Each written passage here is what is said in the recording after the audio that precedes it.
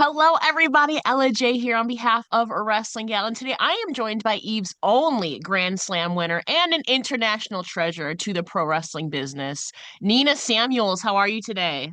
Hey, I'm very, very good, thank you. I am so good to catch up with you for the very first time ever. You are definitely a staple of one of my favorite promotions ever. I've been working with them for a couple of years, and we have two, not one, but two exciting shows coming up with women behaving badly on March 6th. And then the biggest Wrestle Queendom ever, Wrestle Queendom 8, is sold out at the Indigo at the O2 on March 8th. So I have to imagine, as somebody who's been an E for a couple of years, being sold out is probably really, really exciting for you. It's incredible. I thought it's such a ridiculous card. I was like, it should sell out, but it's selling out as far in advance as it did. I feel like I can't remember the last time that happened in wrestling, Yeah. like, period. I remember like years ago, I'm talking about maybe 8 years ago or so in Progress, they used to have the joke of the F5 Club for refreshing to try and get Progress tickets so it would sell out in like 40 minutes. But I feel like it's been so long since we get to that era. Yeah. And it's great as well because I think, especially, the events industry suffers so much with last minute ticket purchases, Yeah. and everyone just buying everything last minute.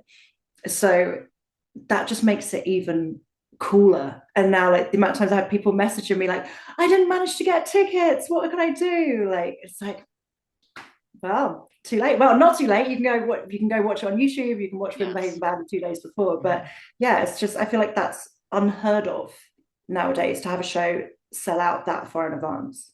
Especially for an all women show and wrestling itself. I mean, you're used to it as inherently male dominated. For an all women show to sell out, especially Eve, especially in the UK, because I feel like the UK scene is big, you know. Mm-hmm. But it's like you said, it's not often that that happens. So I'm really looking forward to this. Like Nina said, tickets are sold out, but you can still watch it on Eve, and you can still get tickets for Women Behaving Badly on March 6th. And I have to say, before we even get to your match, like you mentioned, this card, we obviously have talents from the UK and Europe. We also have the USA, though. We also have Australia and we have Japan. So, like, Mm-hmm. all these women from all over the world are coming into this. This may be the most diverse weekend for Eve, I would have to say, ever.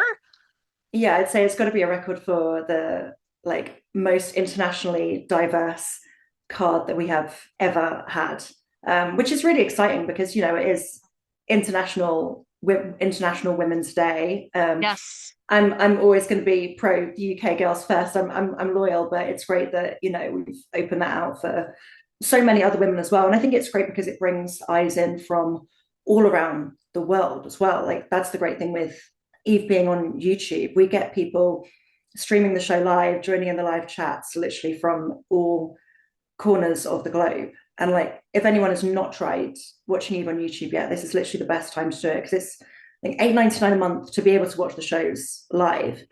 But with that, you get those two shows, and, Right. like, both those cards are ridiculous. So not only can you watch Women Behaving Badly and Wrestle Queendom live as they're happening, but then you've also got access to all that crazy back catalogue as well. So I'm hoping Mhm. that the amount of international talent on there brings in lots more international eyes. And I would love to think that they will then become fans of Eve for life and then, see how incredible it is. Because, yes, every company has that big show that they're building to, but, like, the passion in the Eve roster is so big that we're going out there trying to make every show that we do the biggest and best that we possibly can do. And I think that's, why Eve has been doing so well lately, why we've been cramming hundreds and hundreds of people into Big Penny Social every month. For those who don't know, Eve was actually my first introduction to indie wrestling, period. Because it was 2019 when they did the kind of counter to WWE Super Showdown. They did Super Showdown. That was my first intro to not only like indie wrestling, but Eve as a whole. And I just remember thinking, oh my God, like I had never seen anything like it. You know, there's obviously wrestling, but there's also the entertainment aspect that you mentioned too. So as an Eve veteran, for those who may be tuning into Eve for the first time, what can they expect to see from the shows coming up? Eve is an incredible variety show.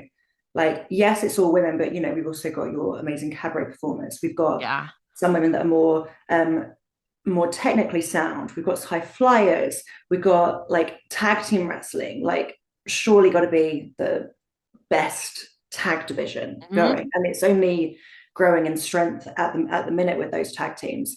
And some great fun characters. So I feel like whatever style of wrestling it is that you like, you can find it there. And again, it's not just that imports coming in for the big shows. You're quite regularly going to see women coming over from AEW, women coming over from Japan. Like that's just part of the norm, and that's part of the product, which is great for us as well, because I feel like for so many years it was so hard. The prospect of getting an import in to wrestle a woman was so difficult. Like it was always the men. And it would be a Yeah. topic among wrestlers, oh, who's the most famous wrestler you've ever wrestled?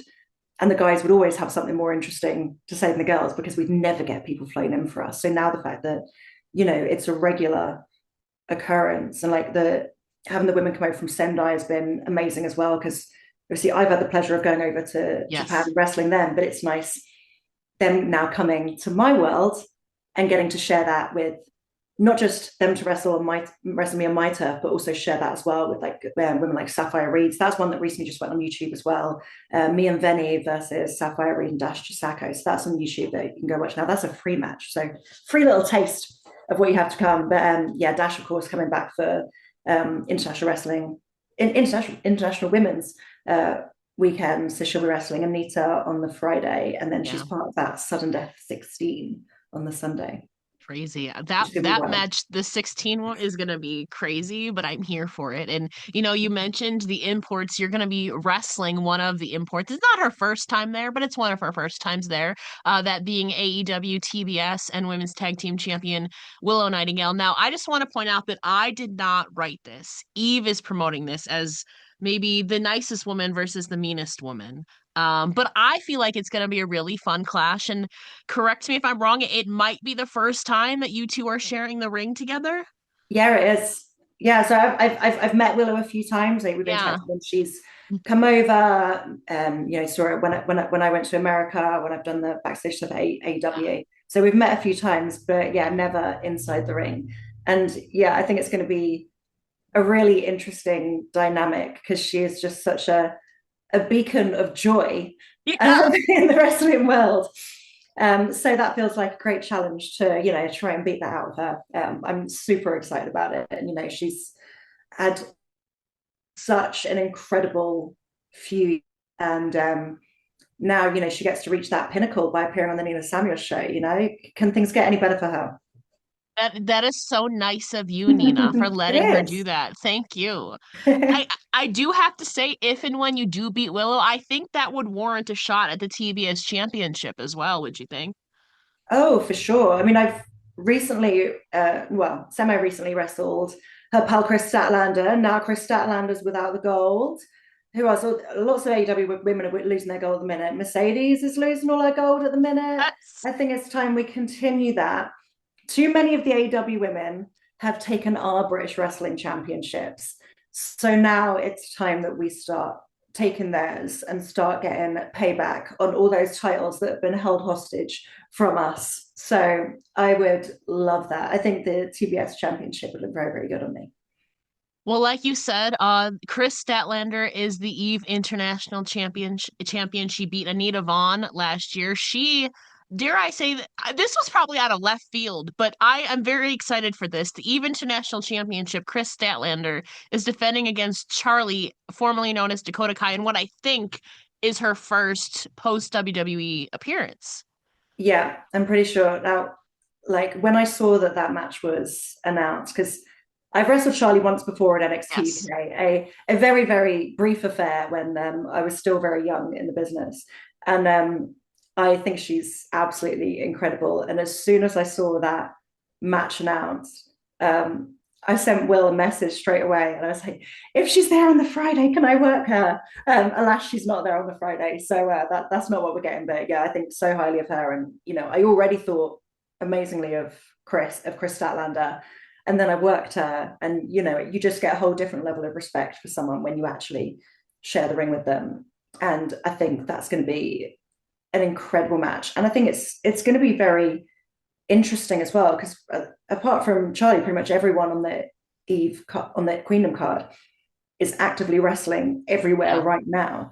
So Yes. it's this huge unknown for what we're going to get from her. She's taken all this time away. So that gives that element of unpredictability. And yeah, I'm excited to watch that as a fan with all the jealousy. But yeah, that is going to be an amazing match for sure.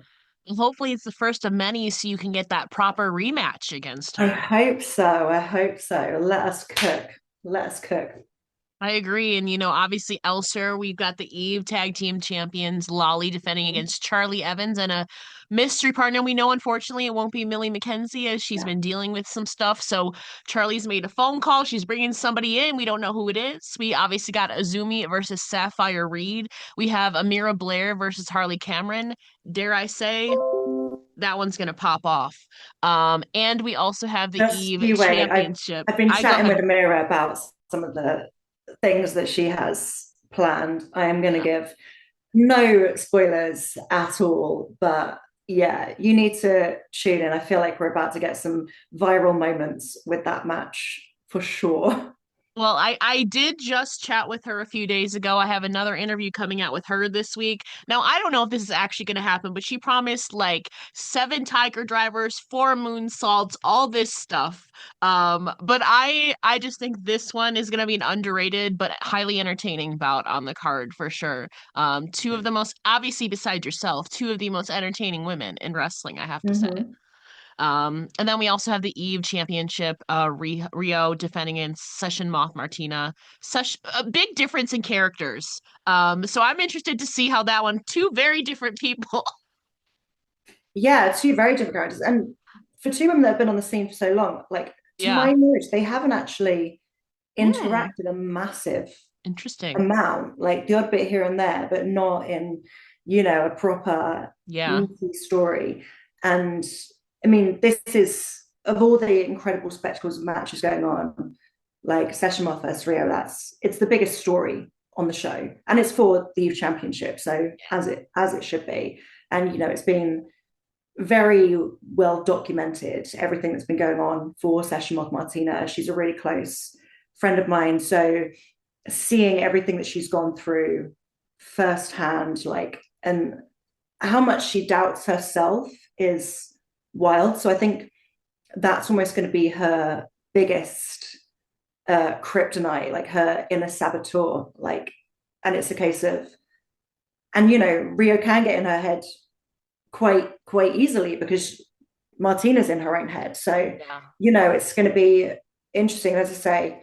Not that I want to admit that she's a good friend of mine, Mhm. but as a friend, I really want to see her rise up, and I hope she can do it.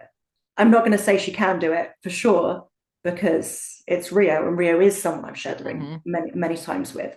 Um, but yeah, for her sake, I certainly hope she can overcome. Yeah, same. I mean, I'd be intrigued to see what an Eve title reign from Session Moth Martina would look like. I think it would be super. You know what? It would be the right person to celebrate a title win because she would have all Mm-hmm. she would have all the fun. But The that's not bars at that. the O2 won't be able to be stocked enough That's if true. she wins. Keep them coming. Keep the tab The open. bar will not know what's hit it. And that's just Wrestle Queendom. We obviously have women behaving badly as well. Jamie Hayter versus Miyu Yamashita, a whole stacked Yeah. card for both shows. So I'm curious, besides yours, is there a certain match that weekend that you're most looking forward to? Oh, I mean, I've already talked about Krista Allen versus Dakota Kai. Yeah. Do you know what I'm really excited for on the Friday show? Hmm. Uh, Miyu Yamashita versus Jamie Hayter. We said I've been Yeah. in the ring with both of them, and each time I wrestled both of them, bear in mind Jamie Hayter is a long time ago, I think back in 2020, but still, regardless, it's like Yeah. two of the times where I've been hit the hardest in my life. Um, so that is going to be brutal. That is going to be an incredible matchup. Also, that tag match on the Friday, which is splitting up two of your singles matches. Yeah. So Alex Windsor and let me get this right. So it's Alex Windsor and Azumi versus Sapphire and Suri. I think that's Shuri. Yeah. the way around that they've done it. I think that's going to be incredible because they are all fantastic. And again, it'll be a nice teaser and a nice glimpse of what's to come on those matches the day after. Yeah.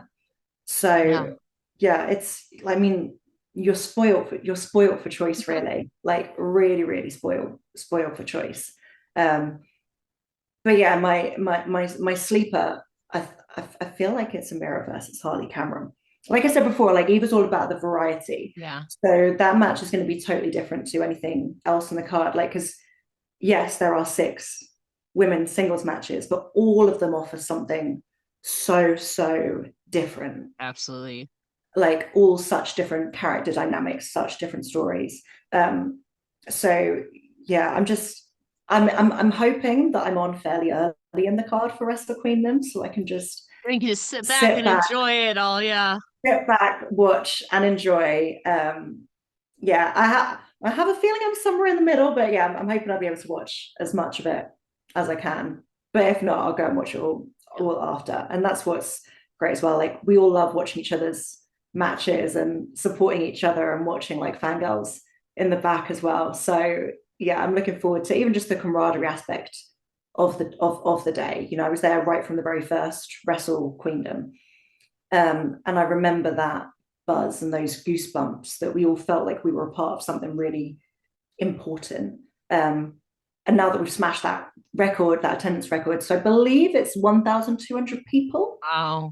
that are going to be there for Wrestle That's Queendom. awesome. So yeah, being there to be a part of that cool moment with what's effectively a new generation in Yeah. Eve. I think there's three of us that were at the first Wrestle Wow. Queendom, um, that are still around for this one. So yeah, it's been very cool to see Eve evolve and be part of those big milestones. Yeah. Well, you mentioned too, it's going to be on International Women's Day, also Mm-hmm. Women's History Month, kind of a Yeah. cool dual tandem thing going on there. Kind of in that spirit, who are some women in wrestling who inspire or empower you? Oh gosh, I feel like I've been so lucky to work with so many amazing people. Um, Someone that I learned a lot from as I was coming up was who was at the time Kaylee Ray, now Alba Alpha Fire. Fire. Yeah. I mean, just recently, Rob Brazer, who does the photography with Head Drop, shared something and shared a picture of one of my old matches with her, and I was like, oh, that was so cool that I just got to wrestle her that often, and you know, to have a pro and a veteran like that in the ring that I could look up to. Years ago, when Mercedes Martinez came to Eve, I remember like it was after a match of mine. She gave me like what at the time I felt a bit butthurt about, and what I thought was like quite harsh criticism, but it's actually something that I've now learned from, and something that I use like to this day, like bits of advice. And I think it's cool that you know we get so many opportunities to interact with women like that. Meiko is such an incredible inspiration for me. Um, and again, the fact that how much of a legend she is, and then the fact that not only I got to, you know, be involved in the same company as her back when we were both in WWE, be around her, train with her, then the fact that, you know, she chooses me to come out to Japan with her. And now, you know, the fact that I can call her an actual friend, Yeah. like it's incredible, like to see everything that she's done for women's wrestling in Japan and worldwide. Like she's such an icon, and I'm devastated that she's retired. I'm glad I briefly got to share the ring with her at least. But yeah, I think she's incredible. There are so many. I'm such a champion of women's of such a champion for women's wrestling. Like there are so many women I could go on, but yeah, so many amazing interactions I've had. Well, I was gonna say you've cited Meiko Satomura as your dream opponent. You kind of got to make that happen, like you said, when you faced her in tag team competition last year. It was you and Millie against Meiko and Mm-hmm. Rain in London, by the way, Yeah. on your turf. Tell us more about the significance and that experience for you. I think I felt like Mako was someone where I feel like I came so close a few times to being able to work her. Yeah. And again, you know, it just goes back to what I said with how inspirational I find her as a human being, but also she's such an incredible wrestler. Like the way there are different types of characters in wrestling, and I feel like rather than a character, she's like an aura and a presence. Like Yeah. the way I can see her going from behind the curtain being really, really nervous, which you would never think seeing her. And then the way she just switches something on in her eyes, like, and it's just all of a sudden she's a monster and she's a beast in the ring. And yeah, I would have loved to have that singles match, but having the tag match was great. And the fact of being able to get to tag with Millie McKenzie as well, who, again, another really close friend of mine, and a huge part of all of my wrestling journey in Japan as Yeah. well. And Rain, who I think so highly of too. It was a very, very special match. And then you got to be a part of her retirement show in Japan in April 2025. You Mm-hmm. didn't get to wrestle her, but I feel like that says a lot. You got to be on her retirement show because she, she's leading everything in Sendai Girls and everything. What did that mean for you to be a part of it? Like, such an honor. I remember when she first told me about her ideas for retirement, because we had talked about for years, Of like course. how she would want to retire. So I always knew that it was going to be a show in Japan. Um, and then when she first started talking to me about dates, I'm straight away putting them in my diary. I'm just like, just in case, like I cannot be doing anything that weekend just in case. And then, yeah, the fact that she wanted me on it, and to fly all the way out for one show as well. So I flew all the way there just for that one show, and that was a crazy week because I'd just been in Vegas for WrestleMania weekend. Mania. Yeah. So in the space of 7 days, I went from Las Vegas to London to Ireland for a Ooh, wedding, I'm like imagining this back to London geographically. Ooh, again, and then to Tokyo. That happened in the space of seven wow. days. So, like, I almost didn't have a chance to be jet lagged in Japan because I didn't even have time to settle into the time zone, because then I had to be back Mhm. straight again for another show. So I was in Japan for like 48 hours maybe for that. Mhm. But yeah, like, honors like that are once in a lifetime things. And for her to put me in that position, like, I'll never forget that, and I will always be forever grateful. And not just to be a part of the show, but I love the match that we had as well. Like, it was so much fun. So yeah, I can't speak highly enough of Meiko and highly enough of what that moment meant to me. Yeah. Well, she is done wrestling, but from what I understand, she's still working behind the scenes. Mm-hmm. So hopefully we get you back over there and you can have that reunion, maybe not in the ring, but backstage. Yeah. Literal icon. Like I'm not gonna lie, I was obviously you're bummed whenever somebody retires, but Mako is like you said, she has that aura, that presence. She's just like in a league of her own. Mm-hmm. Yeah, she's so great, and it's nice. Like, whenever she comes to London as well, we'll always meet up too. Last time she came to London, she actually joined, because I teach spin and reformer Pilates, and she actually came to one of my spin classes. So that was fun. Like, having been trained by her so many Mhm. times, getting to reverse the roles and put her through her Mhm. paces was really fun. But yeah, it's always nice catching up with her whenever she comes back. So I hope she'll be over soon as well. Yeah. You mentioned obviously right before this, you made your USA debut in Mm-hmm. 2025, which Yeah. is crazy. Times have been, you would have thought that, throughout your career, you would have. Obviously, the world was shut down for a lot of the years, though. So maybe that had something to do with it. But you finally got to check off the USA in Las Vegas last year. Tell us about some of your takeaways from this experience from a wrestling standpoint in the States. Yeah, so it was a long journey to me Oh, getting to wrestle in the US. So I was actually due to wrestle in the States for WrestleMania weekend in yeah. 2020. So I was going to be going over for a 3.5 week Mhm. period to train at the Performance Center, do access with NXT UK. And literally the night before our Oh morning my flight God. is when the whole Yeah. trip got cancelled. So, like, you can't get much closer than that, short of if I'd already got to the airport and then it got Yeah. cancelled. Um, but then the way it actually turned out, me finally getting to go over, I went over as Progress Women's Champion, as the Eve Champion, defended both championships in, like, within 12 hours, not even within 24 hours, within 12 hours. Um, Successfully defended those. So the Progress was the triple threat with Rio and Bert Vixen, who I love Bert Vixen.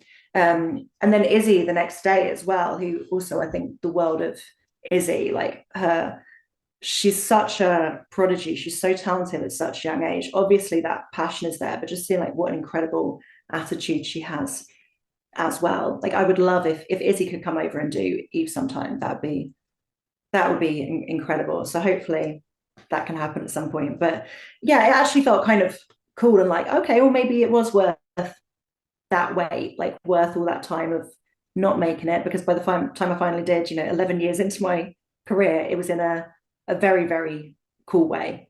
Um, Defending two titles? Yeah, absolutely. mhm. Yeah, so one was the Progress show, which was at midnight, and then on Podomania the next day, which was at 10 a.m. So I think I had maybe 2, 3 hours sleep. So it felt like I'd had a nap and then went and did a match. Right? It was like, it was the strangest feeling. I got over my jet lag in Vegas fairly quickly, but then that experience completely reset it. Yeah.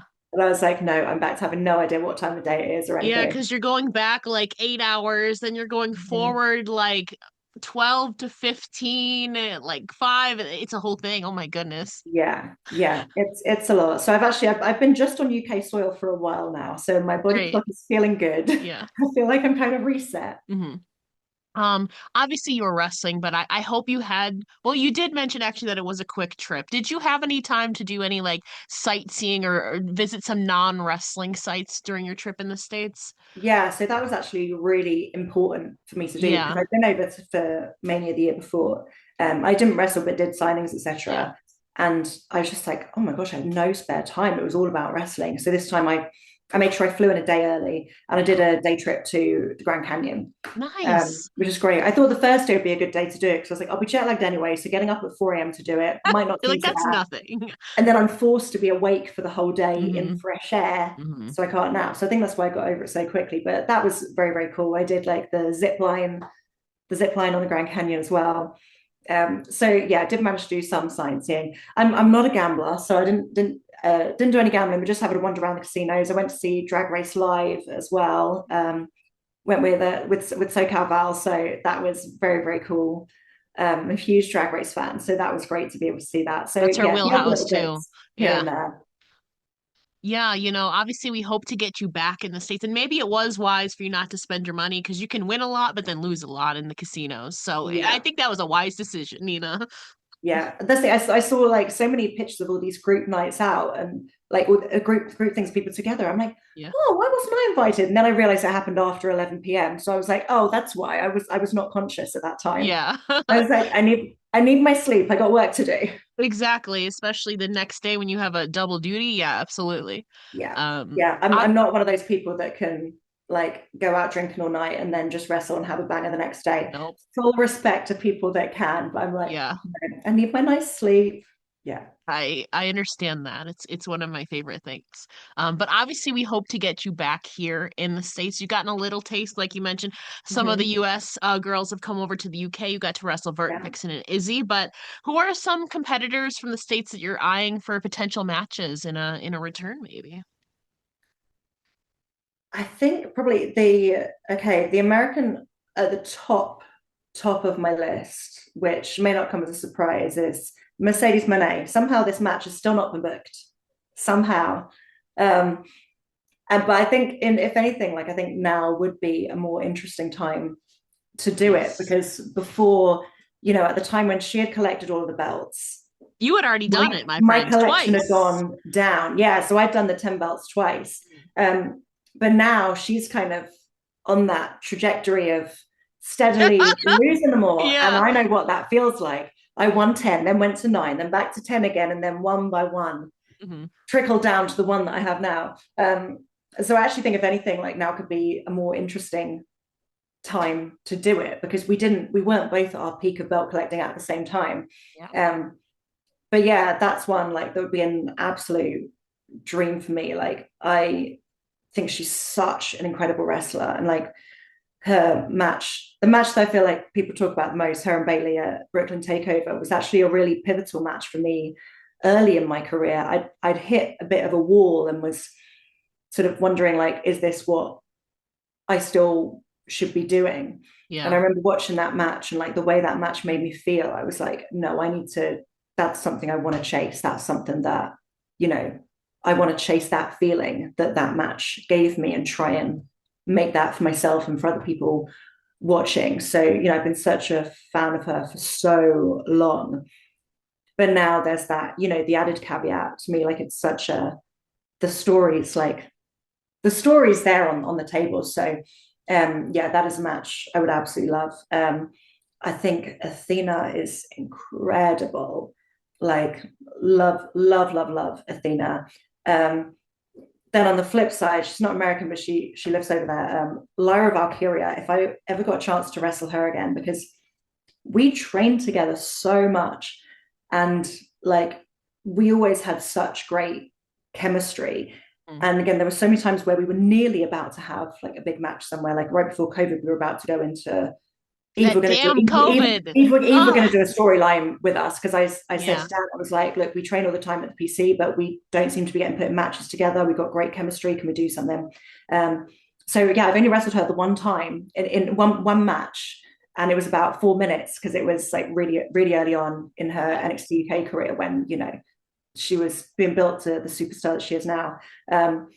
So again, I don't know how that would happen, but if there was a chance to wrestle Lyra again, it's a similar like to what I said about with Charlie, like formerly Dakota Kai, wrestle once so long ago in that environment with a short match, and now knowing what a different wrestler I am now, I would want to put myself to the test against Lyra in a similar way that I would have said with Charlie. Well, I will say we've gotten a little bit of a taste of you and Mercedes, and I think it was a tag team match at Rev Pro, I Yeah, believe it we had like was. A little bit of a taste, but baby and we want interaction. more. Yes, Um, yes, like yes, you mentioned, you at two separate times tied Ultimo Dragon for with 10 belts at yeah. once. And then obviously that record has since been broken by Mercedes. Mm-hmm. What was your reaction to her surpassing that record last year?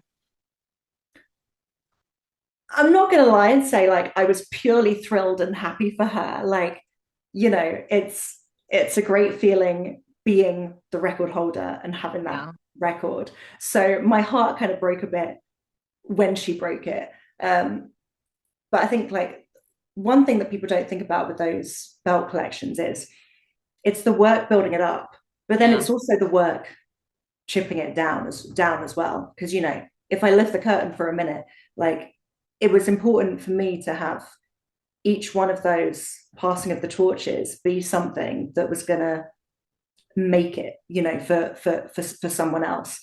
And there was that thought of like, oh, what's that going to look like for her? And I mean, already that's like that amazing moment for Alex Windsor winning the Rev Pro Women's Yeah. Championship and then having her son come in the ring. Like I was there in the arena for that. That was such a cool moment. What it did for Willow, and now she's doing this European tour, so we'll see how many of those championships that she keeps. But the amount of women who have got this amazing opportunity to work with her, like, and in the case of some of them, like she was someone that they grew up idolizing, and the fact that she's just come and wrestling on their home promotion, like that's so cool. So yes, as much as I was fuming and very very jealous that my record was broken, like it is an amazing thing that she's doing, spreading the love, spreading the CEO around the world.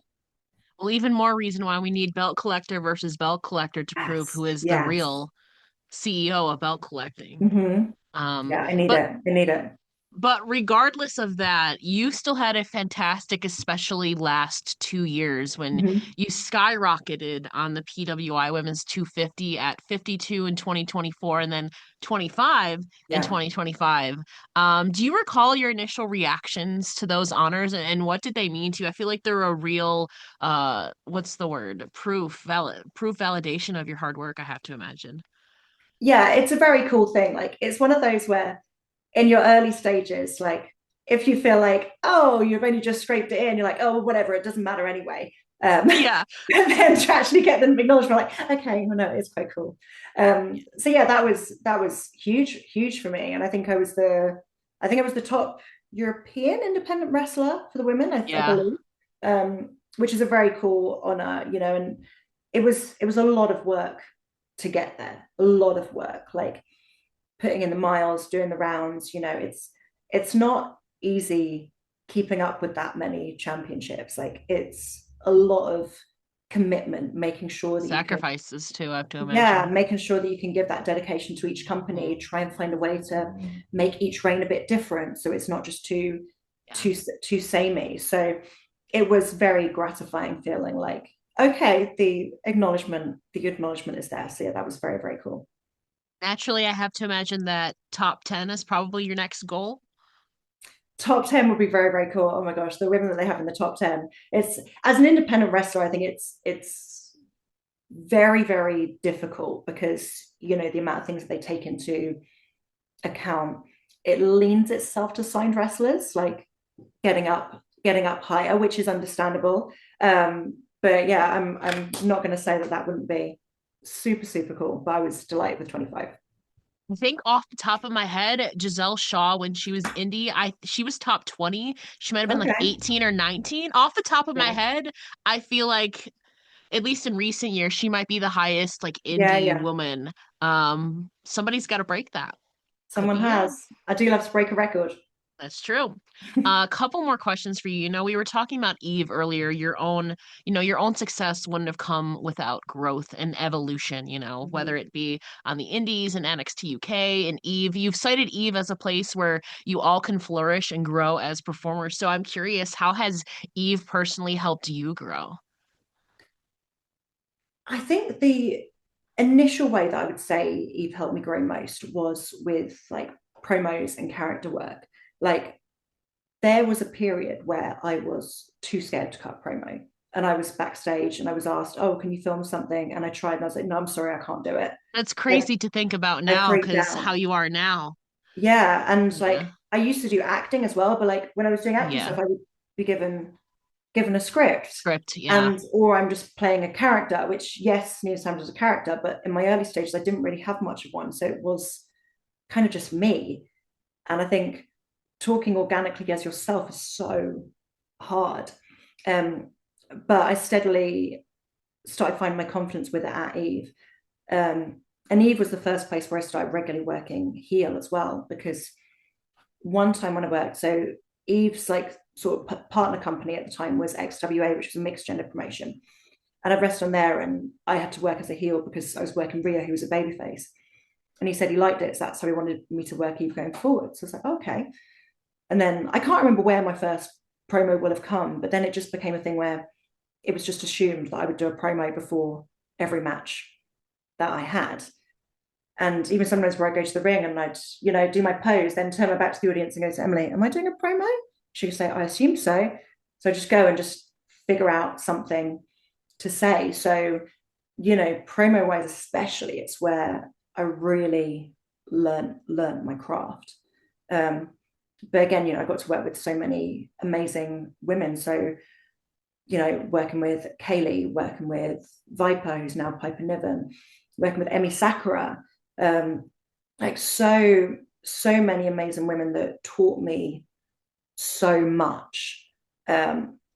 So yeah, I can't understate it. Like I literally would not be the wrestler that I am today without that confidence from Eve and having that platform to grow.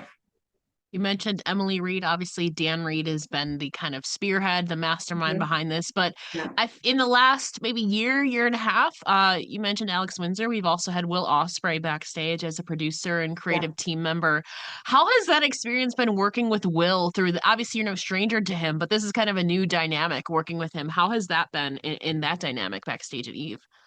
Yeah, so I've known Will pretty much since I started wrestling Yeah. because we went to the same training school with London Lucha Libre. So I've Mhm. known Will for a long time. So it's been very cool seeing what he's become, but also seeing like him evolve as a person as well.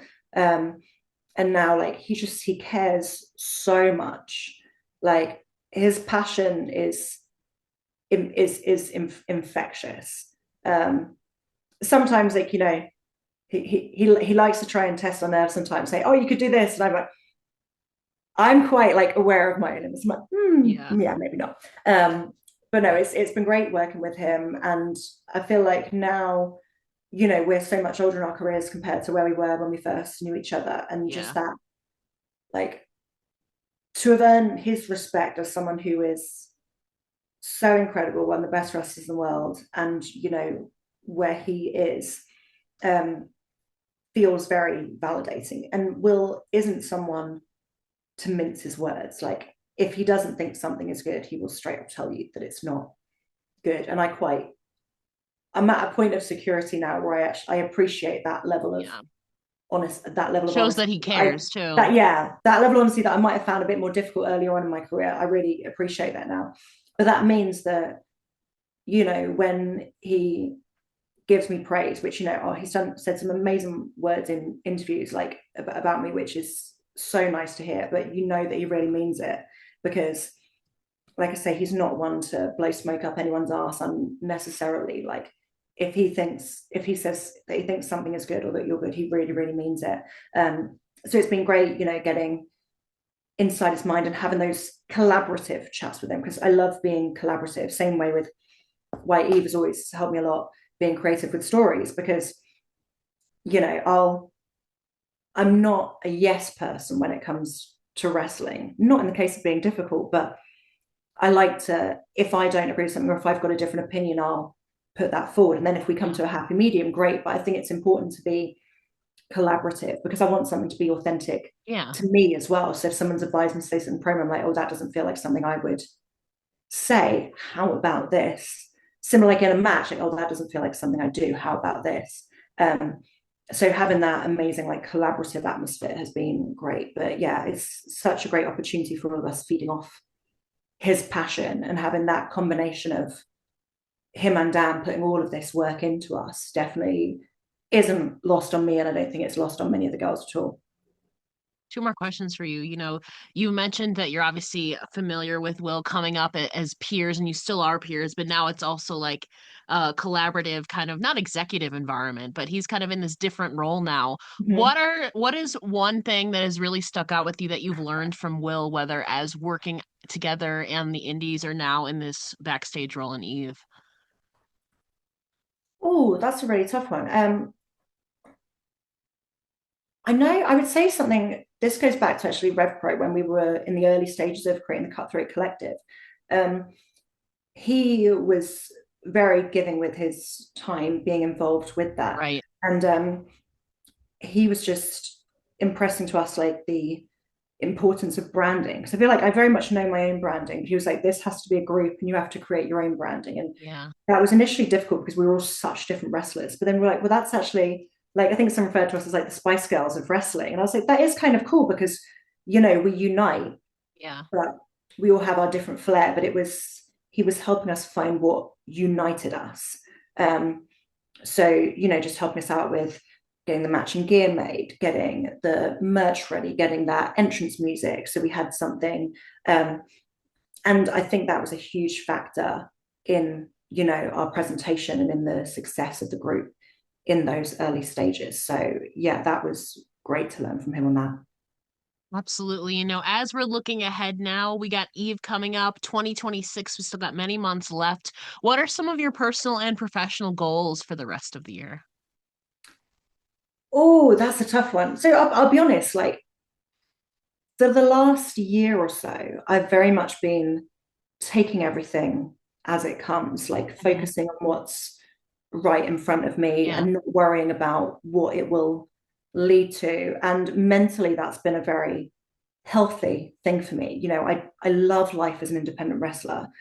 I think I've had periods sometimes before when you're chasing the contract where it can be quite hard to be happy in the moment. Yeah.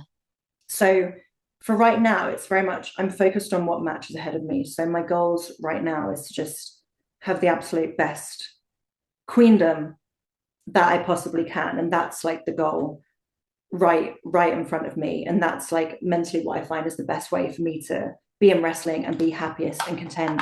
But also to do some of what has been my best work by, not worrying about what's coming next, just being like, how can I give my best to this moment right now? So yeah, that's kind of my goal. I feel like it's a good mindset because I feel like a lot of the times we can all, in anything, you can get wrapped up in tunnel vision Yeah. of this, that you miss all maybe these cool things around you. You don't Yeah. take enough time to like appreciate the beautiful thing. Not to get like existential here, but it's very true. Yeah, it's true.